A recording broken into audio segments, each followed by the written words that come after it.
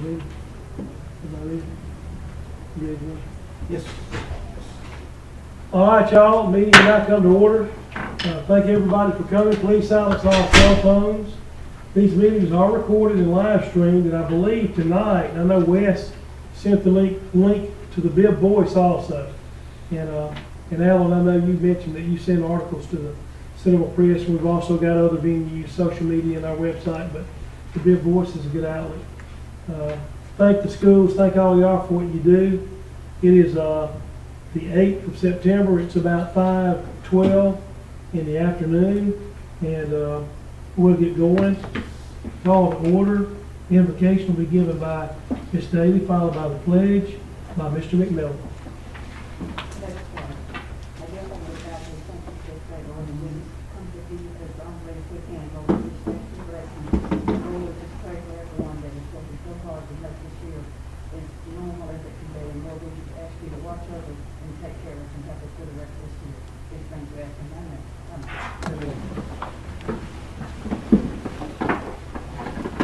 Attention, salute, pledge.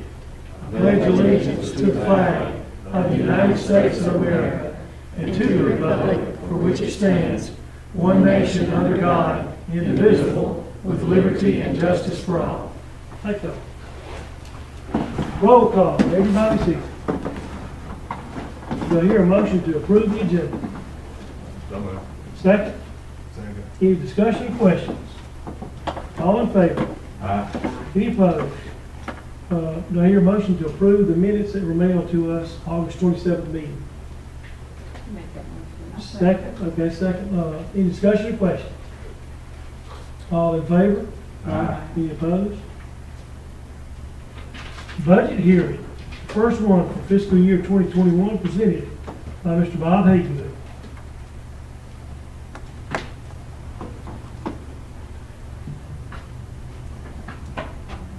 Hello, everybody. I got a couple forms here, so many of the public would like to respond. This is for that. I'm gonna sit it on the table right here, and at any time now or after this meeting, you can get this form to respond.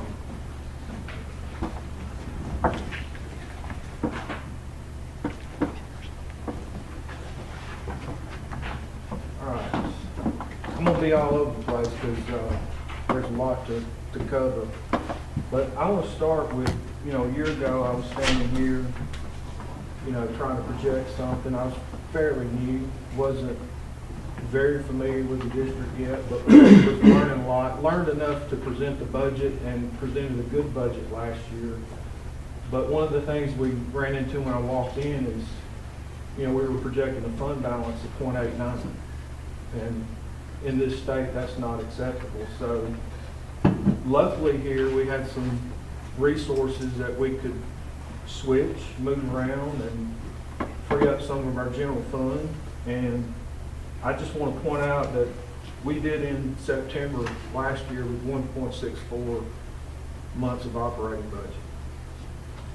And I also want to bring it forward. We just presented, I think this is July, y'all got it? It is. And for some reason, when COVID hit, it didn't hurt our revenues. I don't know why, I can't explain it. But our expenditures did go down because we weren't in the building. So as of July, right now, we're sitting at 2.10 months, which is excellent. Now that'll go down somewhat between now and the end of the year. But they made a run on certain items. They did. They made a run on Walmart for sure.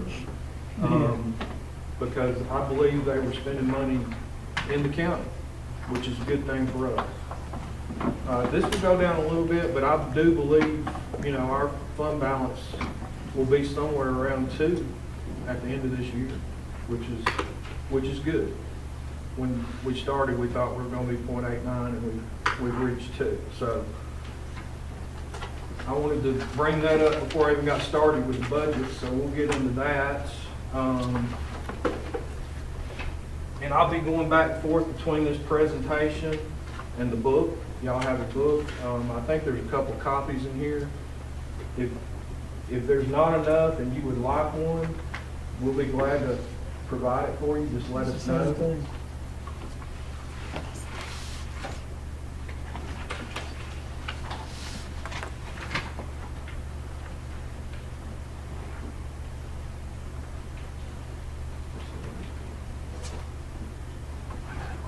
Do something here, this is going up a lot.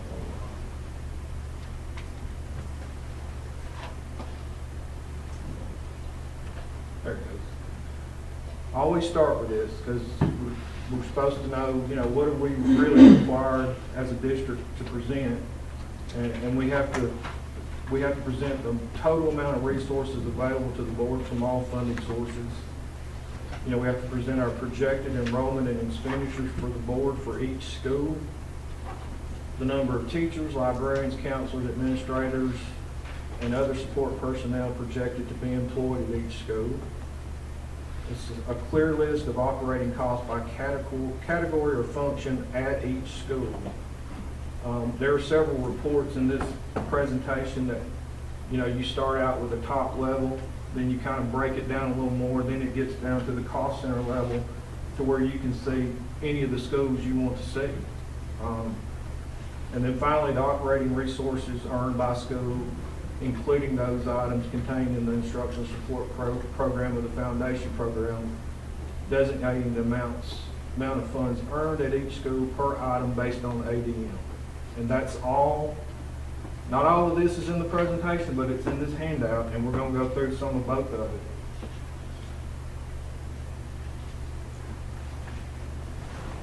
We'll start here. This is the very top view of this budget. It's B1, which is what it's called. This is what the state will receive from us after the board approves it. After our second hearing and the board approves it, we will submit this to the state, and this is the only sheet that they'll approve. So it's very top level. It's not near the detail that we normally would want to see. So we have to go to our more detailed tabs, and we'll just open up the book, and the first thing you'll see in this book is you'll see the preface of the budget with just the synopsis, the mission statement. I'm not going to read all this. It's here. We've got budget information, what the introduction is, and then there's a glossary of terms for you. If you need to understand when we say something, what it means, it's here. And then we get to the first tab, which is the proposed annual budget, which includes the two documents that we're talking about, that gets this into more detail.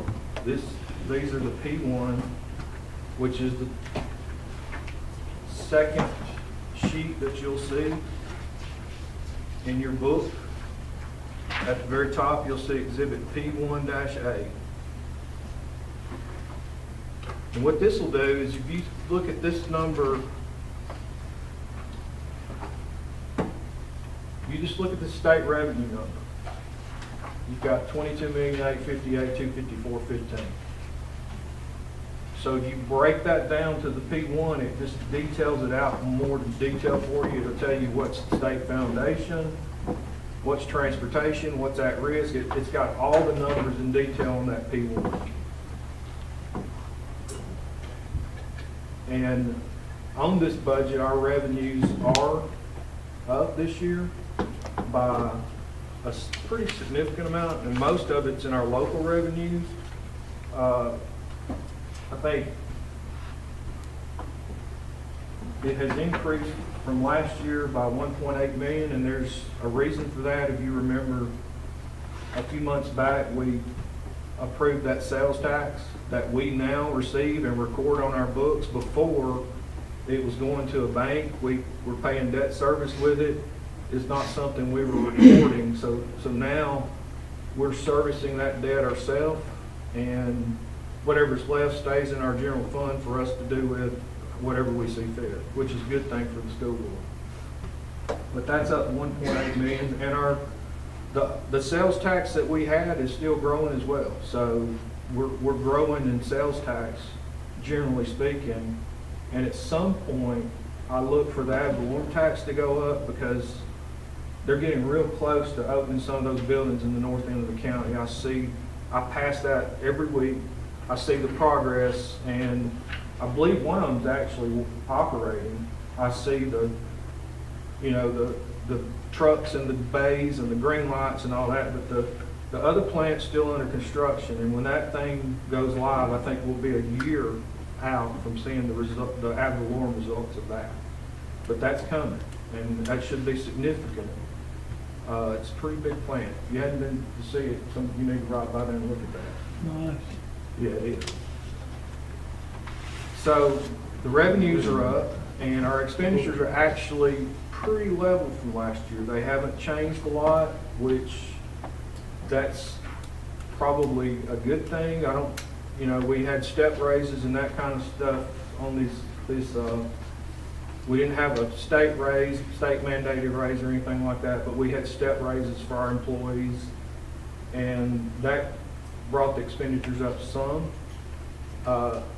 We have placed units based on what the foundation gives us. We have not placed any additional units.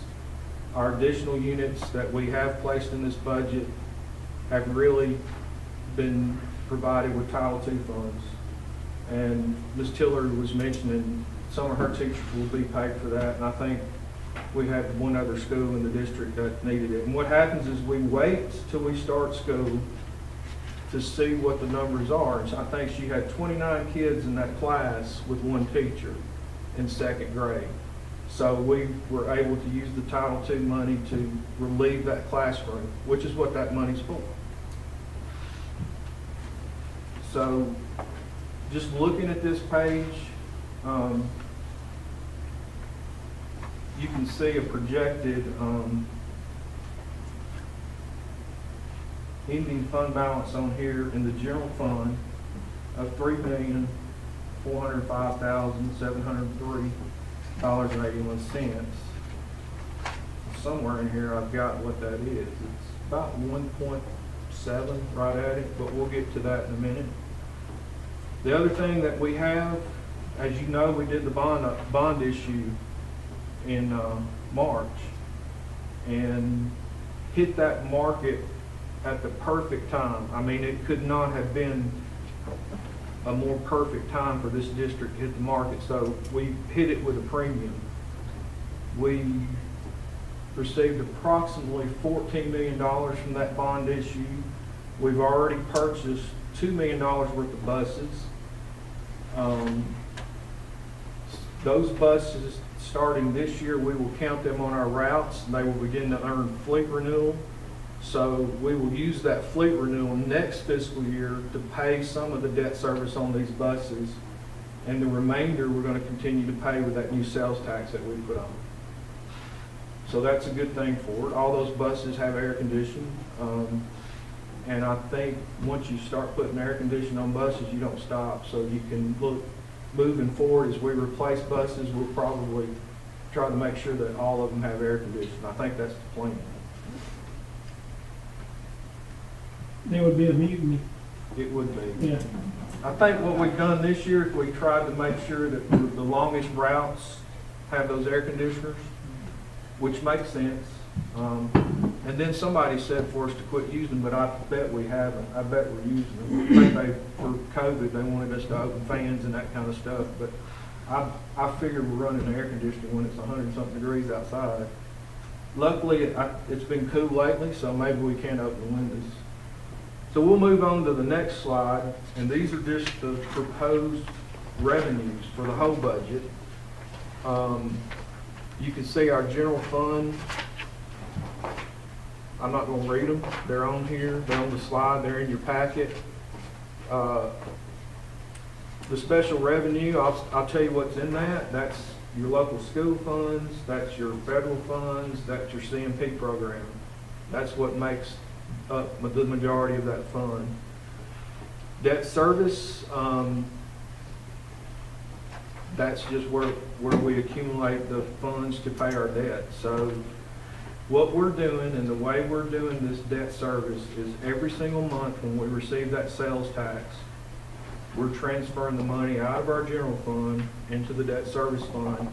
So when the principal and interest come due on it, we've got the money in the bank to pay it. Our first one comes due in October, and we've already got that money in the debt service fund, ready to pay it.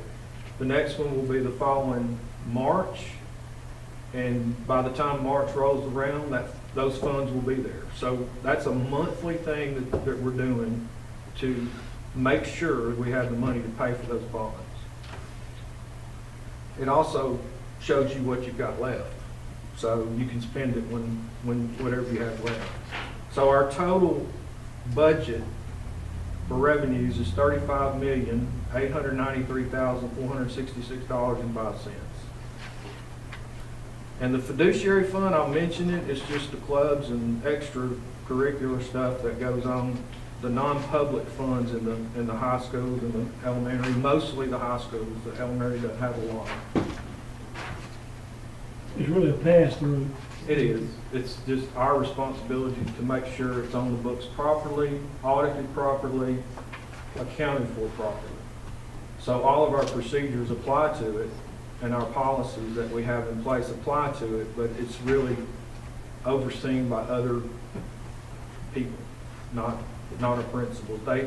They'll have some say, but, you know, they've got officers for these clubs that will say, spend the money on this, and that's kind of how that works. And this is by source, so this will tell you the revenues and how we receive them. And of course, most revenue that we receive is from the state.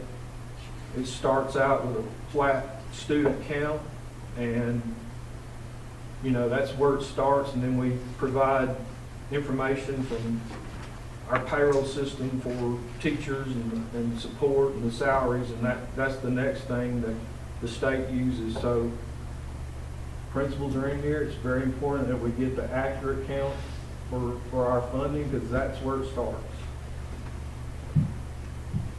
And this is a visual. It helps you see just the percentages. You know, our local revenues are coming up because of the new sales tax, which is a good thing. But we still receive 67% of our funding from the state.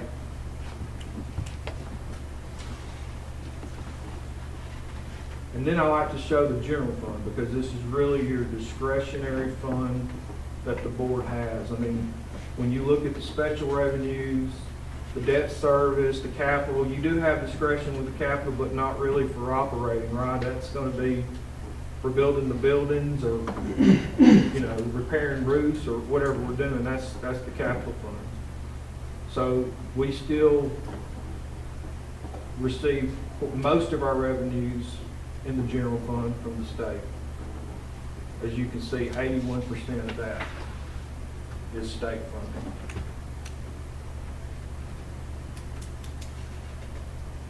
And these are the total proposed expenditures. So you get the instructional services, instructional support, which will be your principals, counselors, librarians, health, nurses, anything that helps support the student but doesn't directly participate in the instruction in the classroom.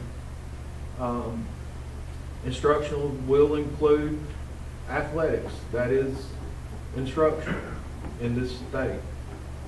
Then you can see the rest of operations and maintenance, and then the auxiliary services, which is your CMP and your buses.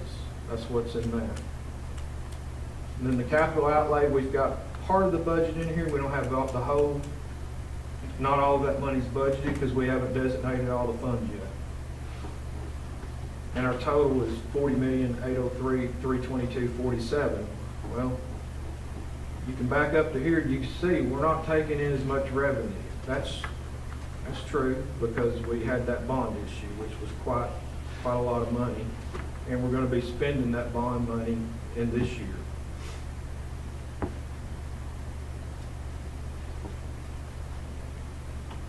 So while we're here on the expenditures, I'll show you the percentages, but also I'd like to refer you to your handout, and we're going to go into the P2 detail, which is in the first tab, the red tab in your binder, and it'll be, you'll see the B1, the P1, and then you come to the very first P2. If you notice at the top of that page, you'll see the cost center on it.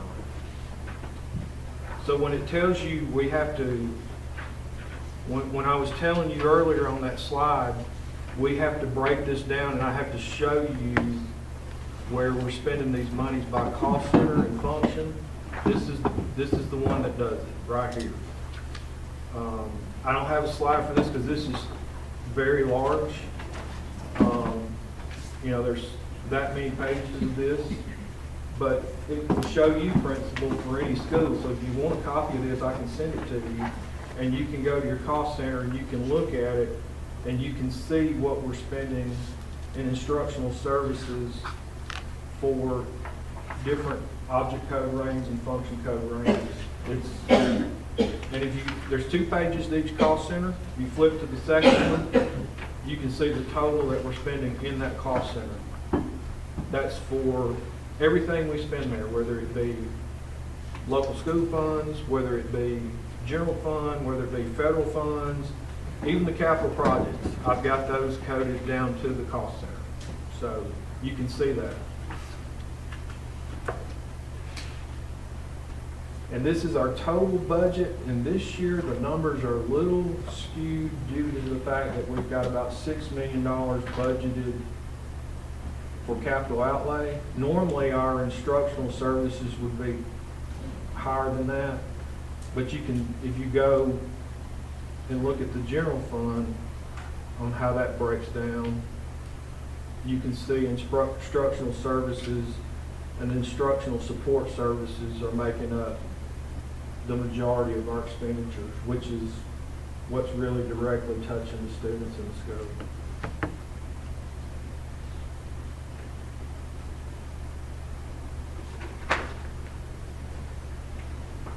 This one shows the personnel. This is total for the district, and then in your binder, in the packet, if you will, you can go to tab 2 to see this information. There's a couple pages in that tab, and it really shows you the breakdown for the district, and then the units that are earned by each school. And then also, it gives you the divisors on how we come up with those numbers. That's the state gives that to us. So, if you want to get to the detail, you go to tab 3 in your binder. And that's going to break it down by each school. Very first page you see will be the district level. The second one will be Bibb County High School. You'll see the number of students in the high school, what's earned, and if you go to the very bottom of the page, we're telling you there how we place those teachers in the school.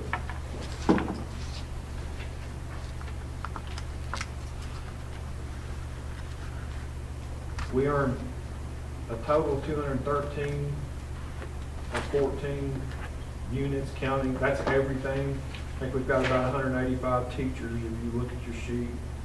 And then this breaks down, the next sheet in the presentation is just another part of this, this additional supplemental information that we have to provide that shows you how the money is earned.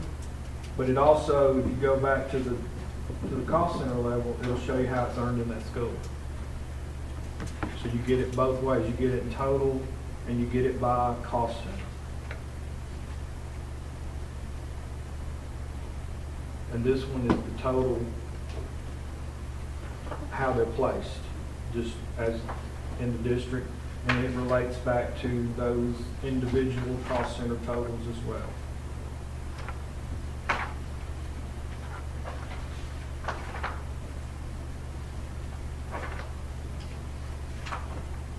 So here's some of the facts.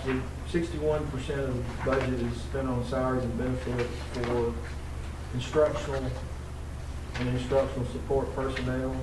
And when you look at our general fund, it's about 81%.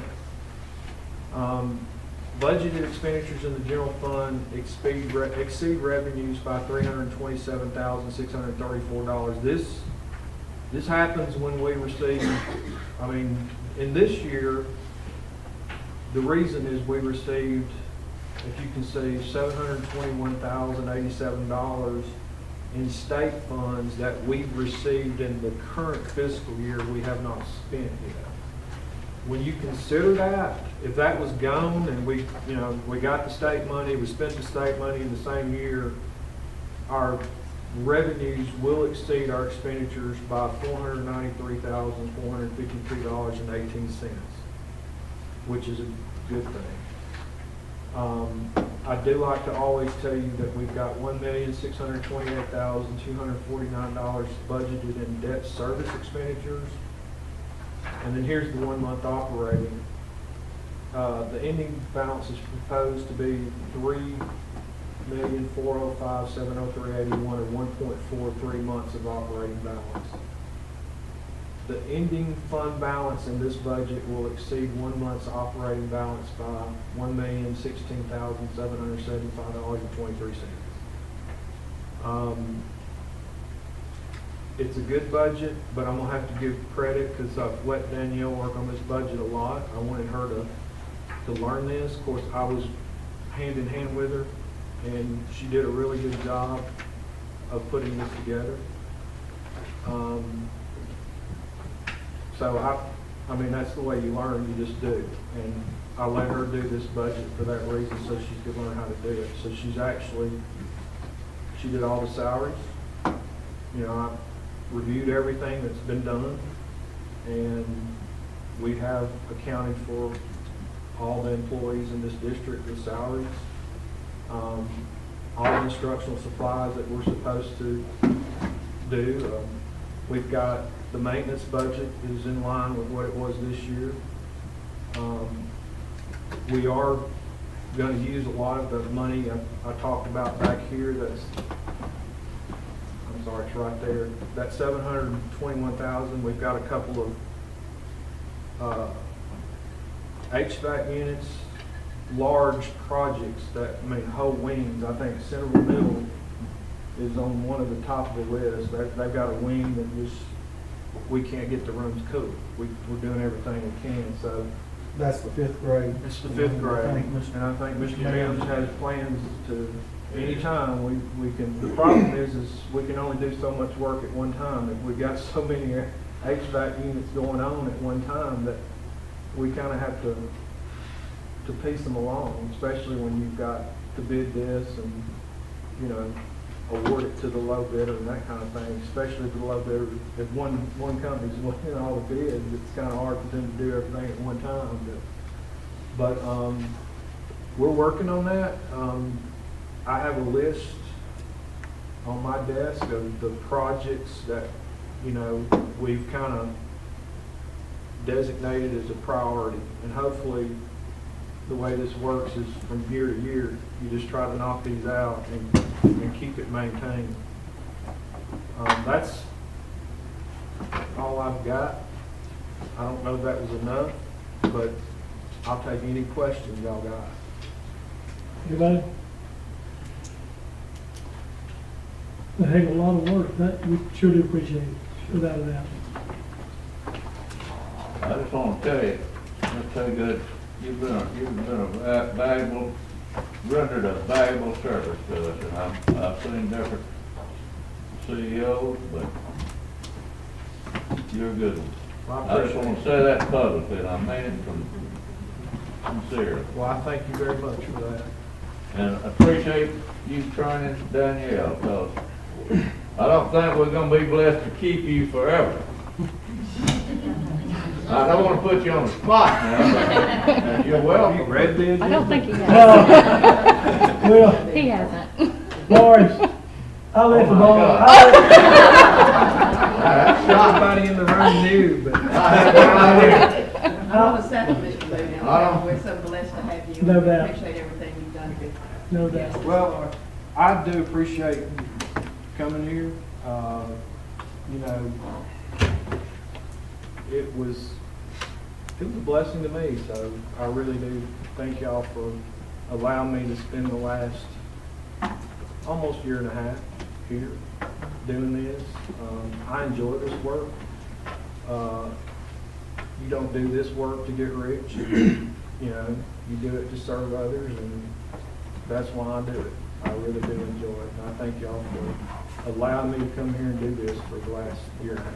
We unaccepted you really did. I know. That's right, that's right. We hadn't voted. But I do thank you. And I'll say this, I hadn't read that far. you know, and most of y'all probably know that the relationship between the CSFO is between the CSFO and the board and not the superintendent because of, you know, line of, you know, I guess fiduciary duty, for lack of a better term. And he called me Friday night at the ball game, and it was something that I had in the back of my mind. I knew we couldn't keep him. With a little over a year and a half ago, Mr. McGee and I made a trek to Coleman what was the name of the Cracker Barrel, and met Bob, and we made our sales pitch, and darn if it didn't work. And we really ended up with the best CSFO we've ever had in the history. And that's not to denigrate anyone we've ever had, but we really got totally lucky with getting Bob Haygood here when we did, and for him to do what he's done to right the ship and get us in a good direction. And he called me Friday night during the ball game, and I think my mind blanked out, and I didn't want to admit it. And I said, I'll call the board members, and I just totally forgot to call y'all. I mean, I just didn't want it to be real. I know that's a weird thing, but I'm sorry about that, y'all. And I hated to hear it, because he called me and he says, "Why don't you go?" And I said, "No, don't go. You know, don't go. Maybe if I talk a little more, you'll change your mind." But my buddies at Marshall County hired him, which means that he will actually get a chance to be back in his home and in his own and under his roof. So, I mean, it's kind of hard to. Yeah. I mean, you know, you can't fault somebody for going home, but we sure do appreciate and value what you've done for us. Well, I appreciate it. Thank y'all. Absolutely. Now, if y'all excuse me, I'm gonna cry for you. All right. Receive financial and bank reconciliations for July 2020, and need a request to approve the bills for August 2020. Hear a motion. Make that motion. Second. Second. Any discussion or questions? All in favor? Any opposed? Request to approve payment to Evelyn Tannehill to provide academic support and tutoring for students who have been placed at the alternative school. Payment of $25 per hour, 20 hours per week will be made from at-risk funds. Do I hear a motion? I make that motion. Second. So, Any discussion or questions? And let me say that she has been a valuable asset. Anybody that's had anything to do with the alternative school, I think, you know, before she was at the alternative school, she was valuable to us, but she has provided such a service to us there. All in favor? Aye. Any opposed? Request to approve payment to Julia Sosaby Counseling Services to provide group and individual counseling services for students who are placed at the alternative school. Payment of $225 per day, 1 to 2 days per week, to be made from at-risk funds. Do I hear a motion? Make a motion. Second. second. Any discussion or question? All in favor? Aye. Any opposed? Request to approve the resignation of Bob Haygood, CSFO, effective September 30th, 2020. Hear a motion. So we don't make a motion. Make a motion. We make a reluctant motion in second, Bob, I want you to know that. Any discussion or question? I've spoken with Mr. Haygood, and he is going to work through next Friday, and then work on the transition. I'll let you know, Marshall County, where he's going to, you know, these budgets due September 15th, and they haven't even started yet. I think they've asked for an extension, so they're really anxious anxious to get Mr. Haygood there in Marshall County.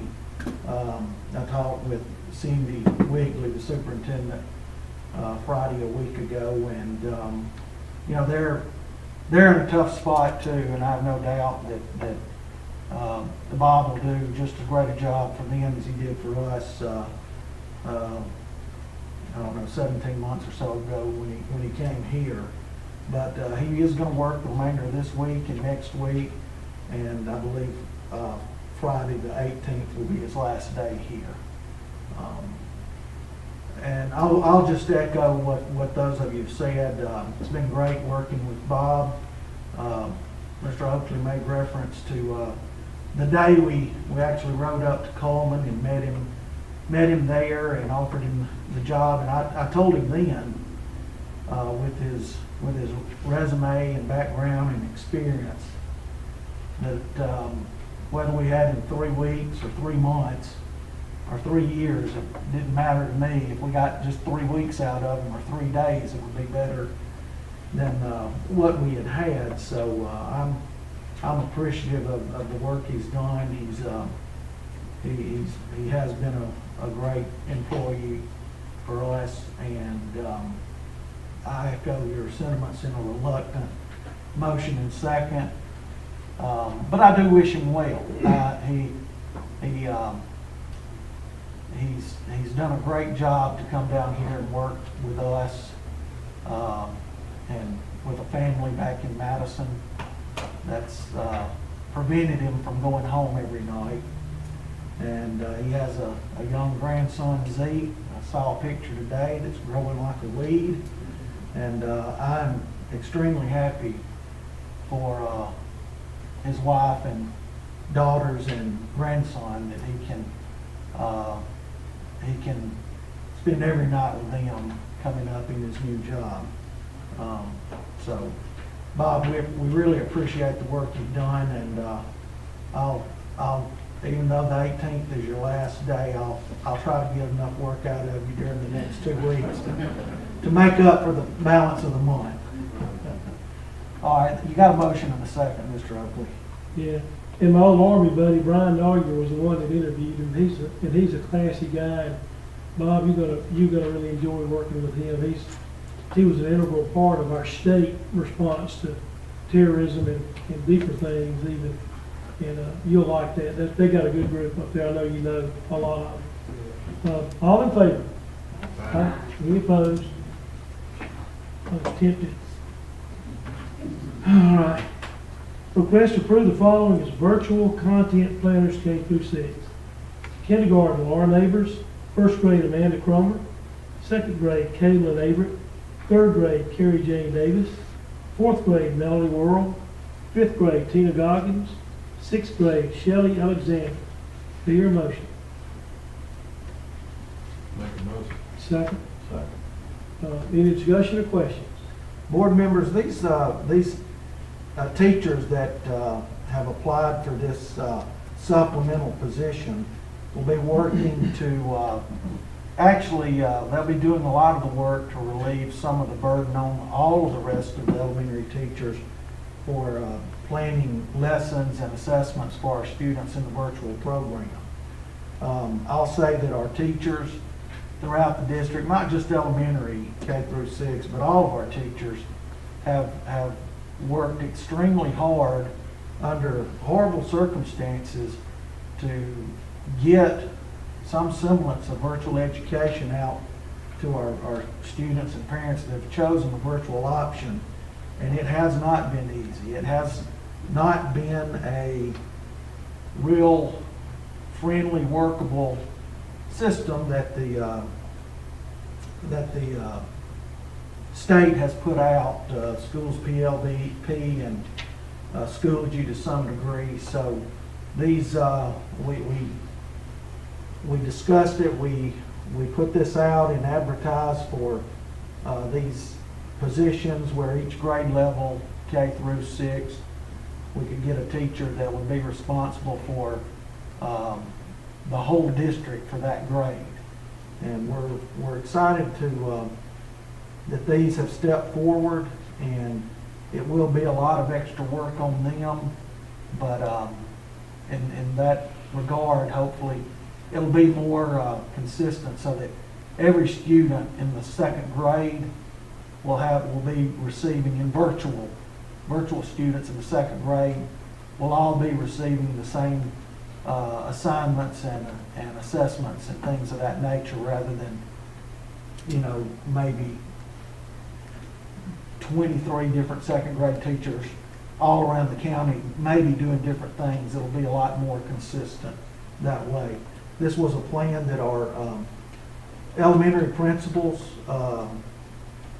came and met with us Friday a week ago, and we came up with this plan to assist and help all of our teachers in K through 6 with what's just been a extraordinarily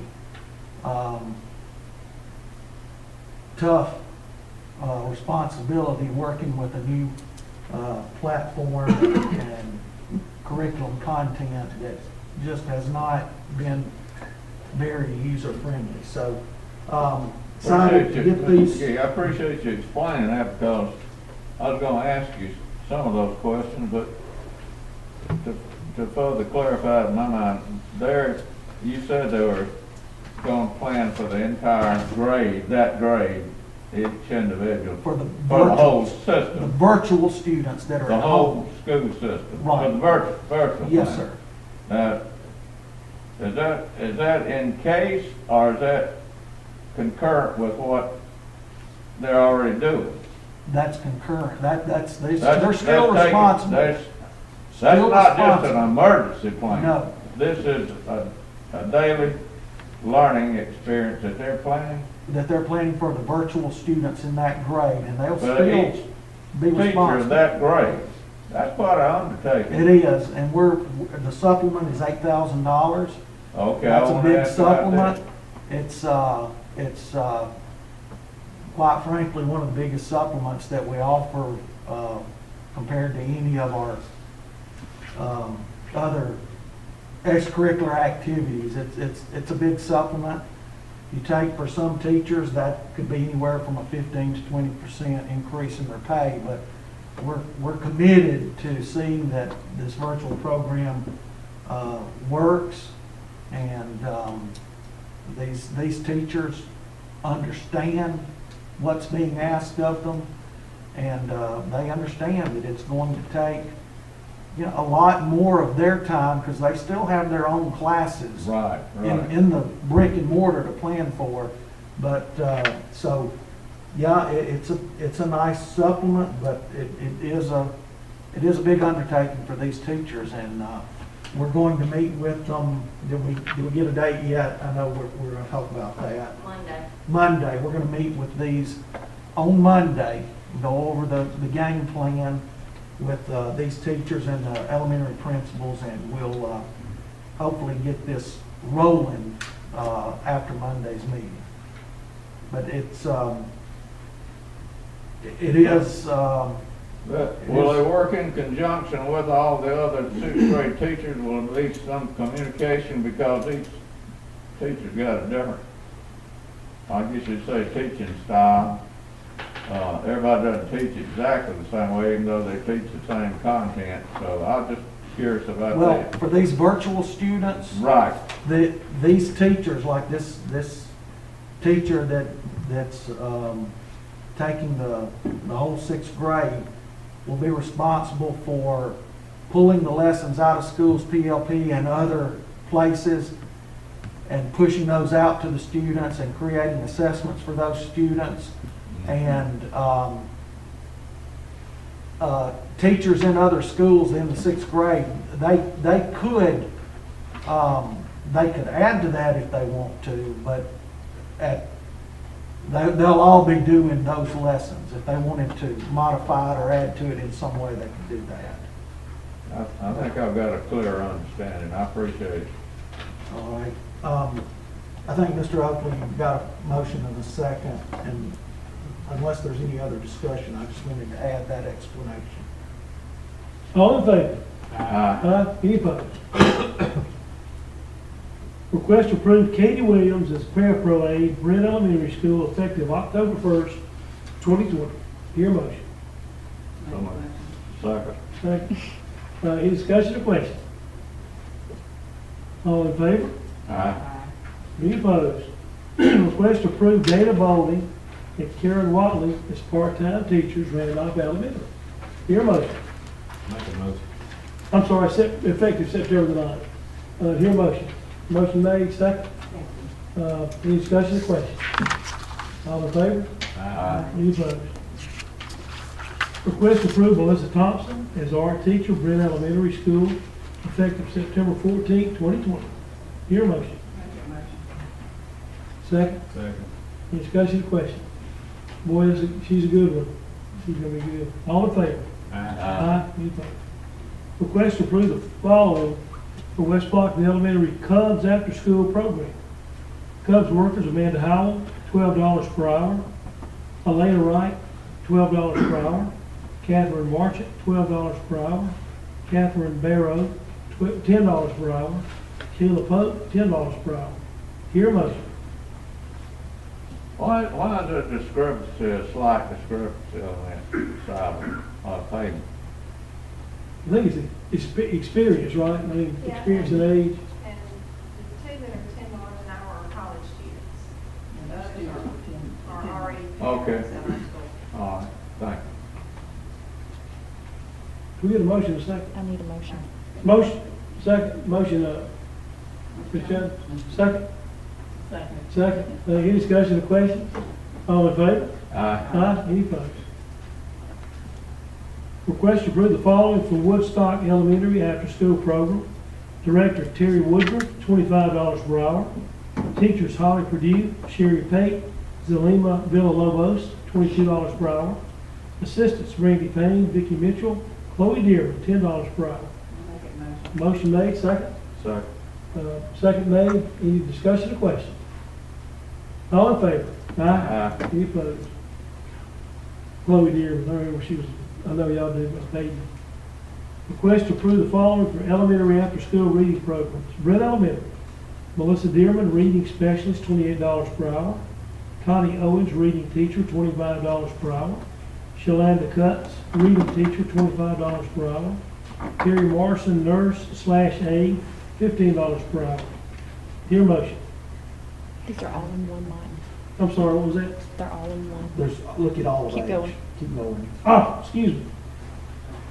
They're all one, sorry. Woodstock Elementary, Amanda Cromer, reading specialist, $28 per hour. Zelima Villalobos, reading teacher, $25 per hour. West Blockton Elementary School, Michelle Barrow, reading specialist, $28 per hour. Jessica Guy, reading teacher, $25 per hour. Cassandra Rutledge, aide, $12 per hour. Randolph Elementary, Ashley Lawley, reading specialist, $28 per hour. Carmen Dearman, reading teacher, $25 per hour. Kelly Burnett, nurse/aide, $15 per hour. Do I hear a motion? I guess for the motion, I guess the same reasoning, there's a higher, difference in pay in some of these. Same reasons there's such a discrepancy, out of curiosity. The specialist has the responsibility of being in charge of the whole program, and then there's the certified teacher, and then the aides aren't certified. Okay. That's, thank you. Made a motion. I'll make the motion. Motion second. Elaine? All right, any discussion or question? I have a question I wanted, I've noticed that there's some people that are listed for two different areas. Are you saying like nurse/aide? No, I think Villalobos. Zelima Villalobos is listed in one area for 22 an hour, and then on down further, she's listed again. Is this gonna be different days after school, or the same day, or how's that gonna work? She's gonna do the reading program first through, I think it's through November. It ends in And November. then after that, she's Sure. going to assume the after-school. After position school. as a middle school. So those won't be concurrently at the same time? Yes, that would be- Okay. I just had that question. There may be others. I noticed that one and thought, how could you do two jobs at the same time? She's Okay. bilingual. Yeah, that was a good one. She's young. I don't doubt you couldn't do it, but I didn't have that question. I could not resist. All right, you got a Could motion. not and a resist. second. All in favor? Aye. Aye. Any opposed? Approval of subs. Request to approve the following subs: Melody Penley, CNP/custodian sub; Mary Avens, classroom sub; Chloe Dearman, classroom sub. Hear a motion? Make it motion. Second. Second. Any discussion or questions? All in favor? Aye. Aye. Any opposed? Next board meeting, Monday, September 14th at 5 PM. That's next Monday, and it's our Yeah. second budget hearing. 5 o'clock is just, our standard meeting time. If, since it is just a budget hearing, but if there are any other school board items that come up, we'll add it to the agenda. But 5 is fine. If you'd rather do 4, You want to do 4? earlier in the day, it doesn't, I don't know if it I'm matters. open. Ms. Jones says that she has a board meeting. Afternoon, sometime You afternoon. got another meeting at 5? Yeah, Ms. Jones does. You want to do it earlier then? If you could do it earlier. Would 4, how long would it take, Bobby? You saw what I've done Yeah. tonight, we've been over one. Will 4 work? Is 4 good for everybody? For y'all? You got? Does 4 work for y'all? I know that the, Okay. we've got a meeting with these teachers and principals at 3:30, 3:15. 3:15, but, they can start their meeting or go in PD 1, and then when it's finished, they can come in here. Their meeting may go over, but we can accommodate 4 o'clock Okay. here if that's, So 4 o'clock next Tuesday, the 15th? no, Monday. Is that right? Did I say Tuesday? Monday. Monday, September 14th. Right, Monday. The Yeah. budget's supposed to be due the 15th, is that right? Submitted the next day. You're right. Right, that's why we're doing it on Monday, because Monday, it's actually, the board should have it approved before the before the 15th. 15th, that's right. Okay, so next board meeting, 4 o'clock, Monday the 14th. Good. All right, superintendent remarks. A couple of things, board members, that I wanted to bring up, and just get some feedback from you. One is that, in our discussion with the high school principals about homecoming events for the 2 high schools, we're kicking around the idea of possibly having that day for each feeder pattern being a virtual day, so that it would be what we'd call an E-day or a virtual day, and teachers would make their assignments to students to work on that Friday, and they can work on it at home that Friday morning or Saturday or Sunday, but typically that's how an E-day or a virtual day works. Assignments are given virtually, and students stay home. Now, employees would come to work. It's still a work day for all employees, but that's something that the principals have asked or wondered if that's possibly something that we could do. I would not approve that unless, the board knew about it, discussed it, and wanted to do that. So I'm throwing that out there for discussion. The possibility for Bibb County High School, I guess it would be October 2nd. So that would be Bibb County, Brent, Randolph, and Centerville Middle School would be a virtual day that day. Then when West Blocton's homecoming, which is... What, any particular reason then? Just because a lot of the students are out anyway and don't come to school, are ones that do, they're not there much past 9:30 or 10 o'clock because of parade checkouts and things Well, are like they that. got, on virtual learning, I'm still not, you know, up to date on all this stuff. Are they gonna be required to sit in front of that thing all day? No, sir. No, so I don't say they're not gonna be. they would, They won't be. they would get an assignment from the teacher, either that Thursday or I mean, it's up to the teacher or principal when they want to release that assignment. Most would probably release it Thursday afternoon, let them go ahead and do it Thursday evening. They could do it Friday morning. They have the whole weekend to do it, but essentially they would get a lesson to do virtually and would have between, you know, say Thursday evening and Monday morning to get it done. That's typically how a virtual E-Day would work. And as far as you know, all the other activities besides the ball game are gonna take place. Well, that's what we have discussed. But The that has been parade, definitely decided, because people are asking me already, and I don't wanna give them wrong information. well, neither of my high It's school, down on me. neither of my high school principals are here, but that is what we have decided, is that we would continue with parades and, you know, Everything but the homecoming dance. and, yeah, right. And the tea. Yeah, not the I'm teas. being funny. Yeah, we wouldn't do the teas in the afternoon at the schools. But anyway, so that's, I'm throwing it out there, the possibility or potential to do a virtual day for the feeder pattern on the day of that high school's Oh. homecoming. So, right now, currently, Bibb County's homecoming date is October 2nd. West Blockton's is supposed to be the 16th of October, unless they've changed it. Now, I know there has been some talk that they were going to change that, and again, Mr. Lawley's not here, so I can't say for certain that he's stuck with that date. I've had some people say that it was gonna be changed to a different game. I don't know.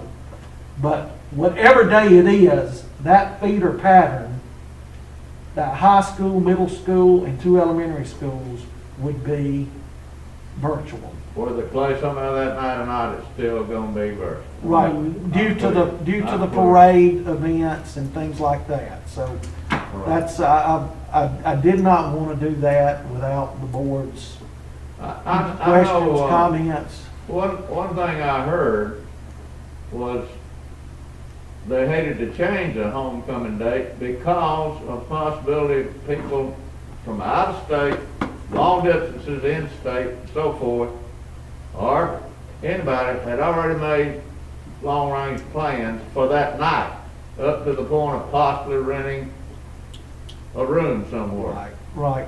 So that would throw them out of balance naturally. If they changed it, and again, I know what we discussed and talked about is that we would keep the date and do everything but the game. I'm just telling you that I have heard some people say that they were gonna change it. And if they change it, that's fine with me. They might have some upset alumni, but They'll have to deal the with it. principals always set that date. It's not a board set homecoming date. The coaches set the whole schedule for the That's year. The principals pick the date, and if the principal wants to change it at this late a time, that's the principal's It prerogative. could devastate the hotels in West Blockton and Centerville, though, that's my only problem. Mr. Reed, Yes. he has not changed. He has not changed it. I do know that there's been talk of him Yeah, changing it. they're saying that, Oh, but that I was a said, joke. that's not what we decided. That wasn't funny, Mike. Yeah.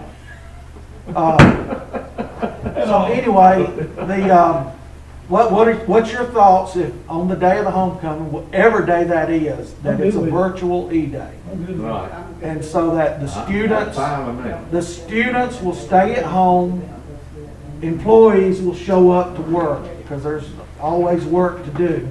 That might be a good idea every year from now on, as far as I'm concerned, from the experiences I've had over the years as a principal. with- And I will, while I'm discussing it with the board, if there are any principals that have a question or comment But Dr. Hopefield about had, Hopefield. Well, I was just wanting to make the comment that, you know, we have over 455 kids, most of them check out. Well, there's not a safe or easy way to do it with parents not coming in the building. So I really appreciate this. Yeah. Yeah, I As really, a because former I don't know principal, how I can sympathize and agree with you. to, I don't know how to do it I know, otherwise. I know about homecoming day. Believe From now on, me. there's no doubt. All right, well, I will get with, somebody else. Ms. Lexi was gonna say, oh, you were saying something about the ballgame, right? That's right. Terry, that changed it. Okay. Okay. All right, so we'll move forward with that plan. I'll let the principals know, and again, there's great potential for misunderstanding by parents and students, but it will be per feeder pattern. It's not county-wide. Okay, so y'all are gonna have to help get that word drilled into the parents' heads, because they're gonna hear, oh, well, it's homecoming, it's a virtual day, it's homecoming in Bibb County, so everybody in the whole county's virtual. That's not the way it's gonna be. It's just gonna be for that feeder pattern. All right, Dr. Blake. Well, would it just send out like an all call to let them know that? Yeah, we will. We'll do that. We'll get the message out, but some people just tend to want to be confused about stuff. So, board members, the other thing that I want to, Oh, God. the other thing I want to bring up is I've been approached, and I've also had Mr. Franklin talk and look around. We have been approached by Cahaba Christian Academy with a request that their students, high school students, possibly attend our career tech. Now, before you say anything, that is something that other school districts allow. There are other county school districts that allow the local private schools to send students to their career tech centers. Mr. Franklin has talked to a few career tech directors. I've talked to a few superintendents. And you know, they do allow it. Some charge a fee, some just charge only whatever course fee there is for like welding rods or whatever. But this request has been made by Ms. Salmons at Cahaba. I'm not asking you to, right now, to make a decision or vote, but I would just like to hear any comments, and I can either pursue looking into this and looking at potentials of fees and things like that, or I can just table it and we can look at it next year, the year after. Comment Yes, sir. or question. Yes, sir. Is there any way to get any part or average daily attendance if they're gonna attend? Is that? I'll have to look into that. Do you know, Mr. Franklin? I let him think it's anyway, because we don't count students in the test school. We Right. count them in the high school. They would count, We would have to, they would add to your, maybe your, we'd have to put them on our. Perkins funds, would it add to that or not? We would, well, of course, the numbers of our programs, that, you know, that all goes into effect. How would transportation work out? They'd have to provide their own bus transportation, just like the high schools here. They wouldn't be allowed to meet here, say, and get on the bus. They could, That's they said correct. they would provide their own transportation. Okay, and I didn't understand Mr. Haygood's response. That would not, students are counted at the school level. The Career Academy does not count students for average daily membership, so they would not go into that formula. Okay, But that's why boards of ed usually have a fee for that. I see. It would be legal. Yes, it is. I mean, would it, there's, I mean, even if they go to a private school, they pay taxes in the county, if they live here. Yeah. You know, but would this open up that old argument that, you know, if they attend our career academy, could they play athletics? Could they be in the band? Well, I don't know, I talked to Mr. McKinney, you know, I did a T-ball active, would that qualify for athletics? I don't know, you know. I mean, I'm just kind of out there, I'm not, Now, look, I want you to think I'm advocating this, but it's just been reading the approach. Right. We have federal funds, we have most of our funds are Yeah. federally funded, and just like I think Ms. Dennis. We could spend a lot of time on questions about that kind of stuff, so. Well, and we don't, like I said, we don't have to decide tonight, but I want you to think about it. The request has been made, and whether, obviously, I think this semester, it's not gonna happen. Possibly, it could happen next semester or next year. But it does happen in other school systems. I know for a fact that Pickens County allows the students from Pickens Academy to attend their school there in, is it Nelsonville or? Carrollton, it's Carrollton. And I've talked to other superintendents, and Mr. Franklin's talked to other career tech directors. It does happen. I think one thing, it promotes I guess, just, it's a goodwill gesture, because most of those private schools could never and would never afford programs in career tech. We certainly at this time would have room for some of them. And as far as Cahaba goes, they don't have that many students anyway. It wouldn't be a burden if half of their high school students came. That, I don't know what their enrollment is, but I can't. At this time, Can't imagine. who's requesting it? It's the school? The headmaster at Headmaster. Cahaba, Miss Simmons. And just think about that.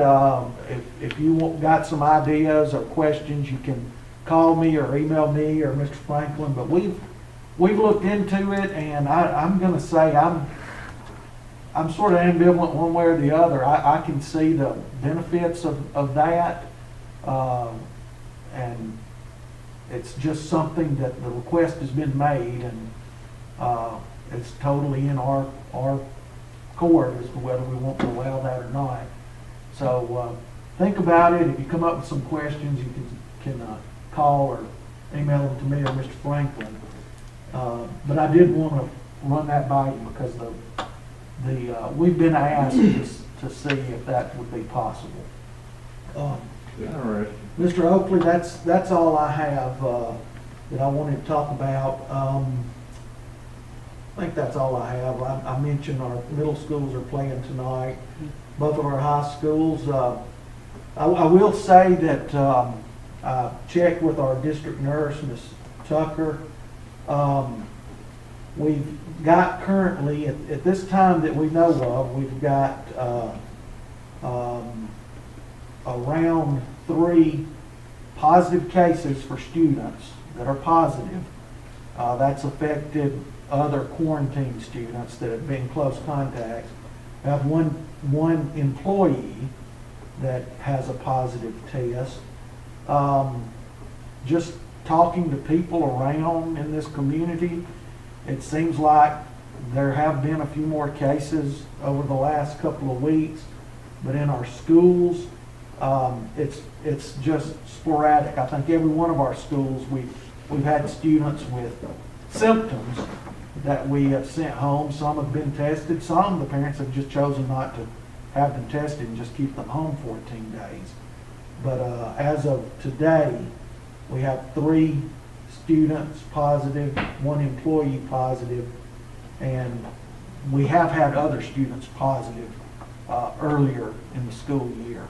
And even, I think 2 of those were actually even virtual students, but they were still positive cases. So we're keeping a close eye on that. Ms. Tucker's done a great job, and all of our nurses have with that, and our principals. But if you were wondering, that's where we are this afternoon with 3 known student active cases, which has necessitated several other students that sit within 6 feet of those students that have been quarantined. but that's where we are with that. Mr. Oakley, that's all I have. You know, talking about extracurriculars, I guess, Mr. McGee, you know, I know we've gone through 2 or 3 games so far. And, you know, and I've had a couple of parents just call me and say, hey, I've been to the games, and how come the band is not allowed to go? Because I've seen room, you know, you can make room for the band. They pay a lot of money for their kids to play in the band, auxiliary and stuff. And, I mean, I just was throwing that out there. I don't. Well, that's a I know it's district, I mean, just like Dallas County, that's their choice. If they say, we're not gonna allow you to bring your band, or only Gotcha. a pep band, that's their choice. I know Tuscaloosa County does not allow any of their bands to travel, and they don't allow bands to come in to Tuscaloosa Wow. County. So, that's just a choice districts have made. We haven't made that decision. If a school wants to bring their band, they can, but, that's, if they're asking you, why can't our band go to this place or that place, that's their, District decision, I mean, it's okay. their decision. All right. Everybody good? Now, hear a motion to adjourn. Make a motion. Second. Any discussion or questions? Thank y'all once again for being with us and for all you do. And thank you, Bob Haygood.